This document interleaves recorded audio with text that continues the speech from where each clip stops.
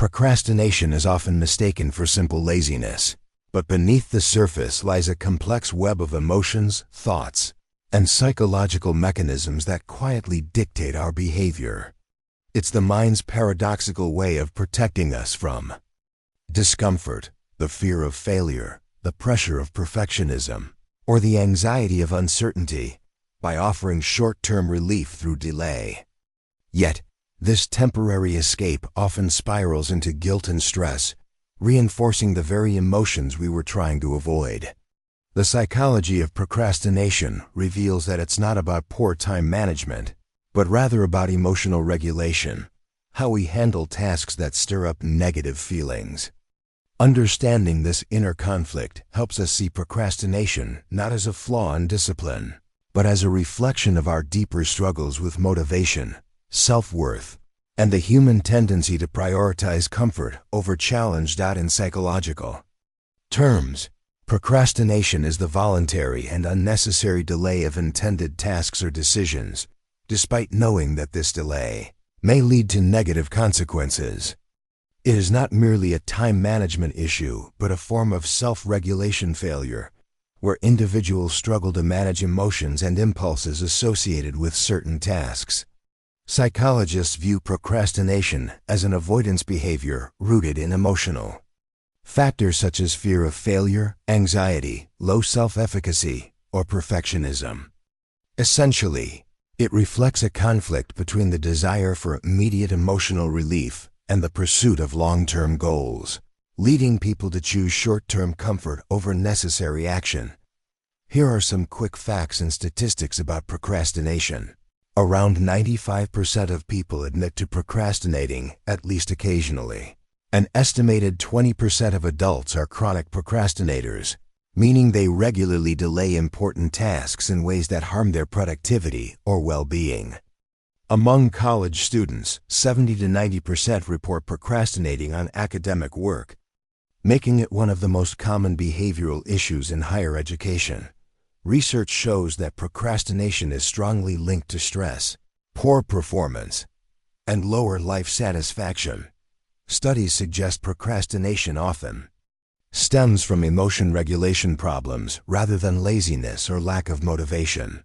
Chronic procrastinators are more likely to experience higher anxiety and lower self-compassion compared to those who manage tasks on time. We've all been there, staring at a blank screen, telling ourselves we'll start in just 5 more minutes, only to end up scrolling through social media or finding something trivial to do instead. That creeping guilt that follows is all too familiar, yet we keep repeating the cycle. Whether it's putting off a work project, delaying a gym session, or avoiding that difficult conversation, procrastination sneaks into our daily lives in subtle ways. It's a shared human experience, a quiet battle between what we want to do and what we know we should do. In those moments, we're not lazy. We're simply human, trying to dodge discomfort and seeking a bit of temporary relief before facing the task ahead. Procrastination often stems from an internal tug-of-war between 2 key regions of the brain, the limbic system and the prefrontal cortex. The limbic system, responsible for emotions and instant gratification, pushes us toward activities that feel good in the moment, like scrolling through social media or binge-watching a show. Meanwhile, the prefrontal cortex, the seat of planning, self-control, and long-term decision-making, urges us to tackle tasks that may be challenging or uncomfortable, but ultimately rewarding. When the limbic system overpowers the prefrontal cortex, we give in to short-term pleasure at the expense of long-term goals, creating the familiar cycle of procrastination. Understanding this neural battle helps explain why procrastination is less about laziness and more about the brain's struggle to balance immediate desire with future benefit. Procrastination occurs when the emotional brain, primarily the limbic system, takes control over the rational, planning-focused prefrontal cortex. The limbic system is wired to seek comfort and avoid pain, so when faced with a task that feels stressful, overwhelming, or unpleasant, it triggers a desire for instant gratification instead. This could mean scrolling through your phone, watching videos, or doing low-priority tasks that feel easier in the moment. Meanwhile, the prefrontal cortex, which understands the long-term benefits of completing the task, struggles to assert control. When the emotional brain wins, short-term relief takes precedence over future goals, leading to delays, mounting stress, and that familiar guilt spiral, all classic signs of procrastination in action. Procrastination becomes particularly clear when the emotional brain takes over. Imagine you have an important assignment due tomorrow, but the thought of starting it feels stressful or tedious.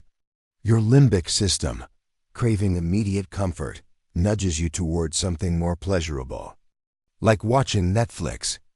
Even though your prefrontal cortex knows that completing the assignment will reduce stress and lead to success, the lure of instant entertainment wins and the task gets delayed. This choice highlights how procrastination is less about laziness and more about the emotional brain prioritizing short-term comfort over long-term benefits. The result is a temporary escape, often followed by guilt and anxiety, which only strengthens the cycle the next time a challenging task arises. Procrastination is often driven more by emotions than by a lack of time or motivation. Common triggers include fear of failure, which makes starting a task feel intimidating because we worry we won't meet expectations. Anxiety can also play a role, as the stress of uncertainty or high stakes makes avoidance seem easier than confronting the task. Perfectionism fuels procrastination too, since the desire to do something flawlessly can make even starting feel impossible. Boredom or lack of interest can push us toward distractions that feel more stimulating in the moment. Even low self-confidence can make tasks feel insurmountable, leading to delay. In essence, procrastination is often a coping mechanism, a way to temporarily manage uncomfortable emotions, even though it may create more stress in the long run. Fear of failure activates avoidance behavior, a psychological response where we steer clear of tasks that might threaten our self-esteem or provoke anxiety. Anxiety itself can trigger emotional regulation struggles, where the brain seeks short-term relief from discomfort, often through distraction or delay. Perfectionism is linked to cognitive distortions, such as all-or-nothing thinking, which make starting a task feel overwhelming if it can't be done perfectly. Boredom connects to low intrinsic motivation, reducing the drive to engage in tasks that lack immediate interest or reward. Finally, low self-confidence often fuels self-efficacy deficits, where individuals doubt their ability to succeed, leading them to postpone action to avoid potential failure. Each of these psychological mechanisms explains why procrastination is rarely about laziness. It's about the mind navigating complex emotional terrain. A simple way to understand procrastination is this: we don't avoid the task, we avoid the feeling the task gives us. For instance, the idea of writing a report might stir anxiety or self-doubt, so instead of confronting those uncomfortable emotions, we scroll through our phones or binge-watch a show. Similarly, a student might delay studying for an exam not because they dislike learning, but because the stress and pressure of the material feel overwhelming. Procrastination is essentially an emotional coping strategy. The mind seeks to escape negative feelings in the moment, even if that avoidance creates bigger problems later. Recognizing this distinction, that it's the feeling, not the task, we're dodging, is key to addressing procrastination effectively. Procrastination is closely tied to dopamine loops, the brain's reward system that drives motivation and pleasure. Dopamine is released when we experience something enjoyable, which reinforces the behavior that led to that pleasure. Instant rewards, like scrolling social media, watching a video, or snacking, trigger immediate dopamine spikes, giving our brain a quick hit of satisfaction. In contrast, tasks that offer delayed rewards, such as completing an assignment or exercising, provide gratification much later, making them feel less appealing in the moment. This creates a cycle where the brain prioritizes short-term pleasure over long-term gain. Essentially, the lure of immediate dopamine makes procrastination feel better at the moment, even though it often leads to stress, guilt, or missed opportunities down the line. Social media and notifications are masterful at exploiting our brain's dopamine loops. Every like, comment, or message delivers a small immediate dopamine hit, creating a sense of instant gratification that feels rewarding in the moment. These tiny bursts of pleasure are much easier for the brain to pursue than the delayed rewards of important tasks like finishing an assignment or preparing for a presentation. As a result, we're naturally drawn to check our phones repeatedly, even when we know we should be working. This constant pull reinforces procrastination because the emotional brain keeps prioritizing short-term pleasure over long-term goals, making it increasingly difficult to focus on tasks that don't provide immediate satisfaction. A simple way to think about procrastination is through this metaphor. Your brain prefers a cookie now over a feast tomorrow. In other words, it favors the immediate pleasure of something small and easy, like scrolling social media or watching a show, over the delayed but greater reward of completing a meaningful task. This illustrates how our brain's dopamine system biases us toward instant gratification, even when we know that waiting and putting in effort would lead to far bigger benefits. Recognizing this tendency can help us design strategies to outsmart our brain's craving for cookies and stay focused on the feasts that truly matter. The cycle of procrastination can be visualized as a procrastination feedback loop. It starts when a task feels uncomfortable or stressful. To escape that discomfort, we avoid the task, which provides temporary relief and a momentary sense of comfort. However, this relief is short-lived. Guilt and self-criticism begin to build, and stress levels rise as the task remains undone.